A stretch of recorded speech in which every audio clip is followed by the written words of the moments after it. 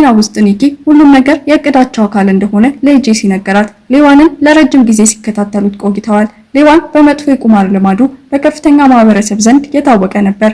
ከፊቱ የሚቀርብ በማንኛውም ውርርድ ላይ ዘሎ ይገባል። የኒክ ቡድን አጠቃላይ ዝግጅቱን አቅዶ ነበር። ሌዋን ከሆቴል ክፍሉ እንደወጣ ቁጥር 55 በድብቅ አእምሮ ውስጥ ተተከለ። ቁጥር 55 የጥበቃ ሰራተኞች ባጅ ላይ ተጽፎ ነበር። ተመሳሳይ ቁጥር ወደ ስቴዲየም በሚወስድ መንገድ ላይ ባሉ የማስታወቂያ ሰሌዳዎች ላይ አለ። ቁጥሩን ያሳዩት ብቻ ሳይሆን እንዲሰማውም አደረጉት። ግጥሚያውን ለመመልከት ሲመጣ በሌዋን መኪና ውስጥ ቁጥር 55ን ደጋግሞ የሚደረግ ዘፈን ተጫውቶታል። ያ ቁጥር በዘፈኑ ውስጥ 124 ጊዜ ተብሏል። ይህም የሌዋንን ትኩረት ወደ እሱ እንዲጎትት አድርጎታል። እንዲያውም የፋርድ ፎቶግራፍ ታይቶ ነበር። ይህም የእይታ ትውስታን ለመገንባት ረድቷል። ስለዚህ ሌዋን መነጽሩን ሲመለከት አእምሮ በተፈጥሮ ወደ ቁጥር 55 ሄደ እና ጄሲ ፋርሃድን እንዳየች 55 አለች።